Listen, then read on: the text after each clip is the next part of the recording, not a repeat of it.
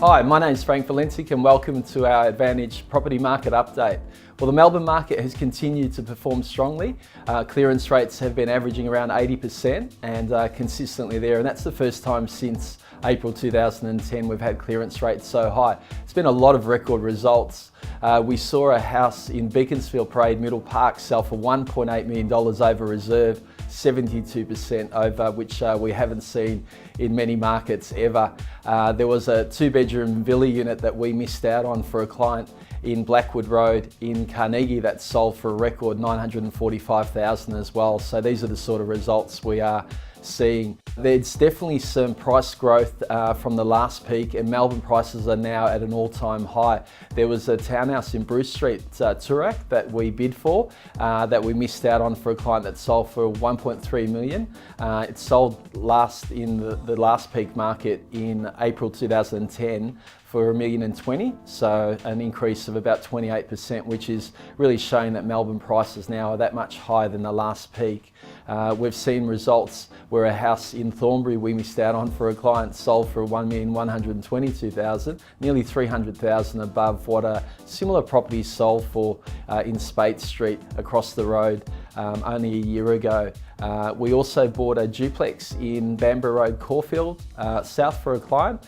We had to pay $120,000 more than a similar one 6 months ago. So the Melbourne market is a moving one at the moment. And really, I tell clients it's all about long-term property acquisition rather than speculating when you're investing or buying property. We look at some of the long-term results. A property recently in Hearn Street, Dramana, sold for $945,000. That was purchased by the owner in 1983 for $38,000. Another property in Blackwood Street, Carnegie, was purchased for $168,000 in 1985, recently sold for $945,000. So it really is important to have a long-term view. Even properties on main roads and next to negative amenities like train lines are doing well. There was a property in Riversdale Road in Box Hill South recently sold for $1,125,000 before auction, which was a massive result. There was another property sold on Orong Road, a duplex in Armidale, that sold $460,000 above reserve as well. So we're seeing that strong competition even on main roads.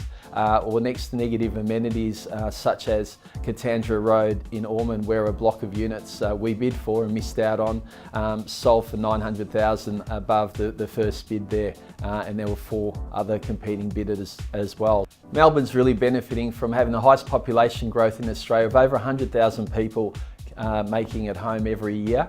It's got the strongest interstate migration now as well, so no longer are people going up to sunny Queensland. Foreign buyers are wanting to buy in Melbourne as well because of our great schools, and we're seeing that the foreign buyer influence has been very strong at a lot of auctions we've attended. The new proposed $5,000 to $10,000 fees aren't really going to hold them back from buying here. Our vacancy rate is also quite low. It's 3%, so that entices investors to buy in Melbourne and get good returns. The buyer's advocate profession and profile continues to grow. LJ Hooker, National Real Estate Agency, have just introduced their own buyer's advocacy division, and we saw myself being featured on the block every week now, so with other buyer's advocate judges. So it has been growing in profile. The block's been very interesting. There's been a lot of differences in our judging with the regular judges. We base our judging on practicality and functionality, not styling and design. Speaking of blocks, we've got a number of blocks that were just purchased in hotspot areas, Reservoir and Sunshine. So check out our website for further information. See you next time.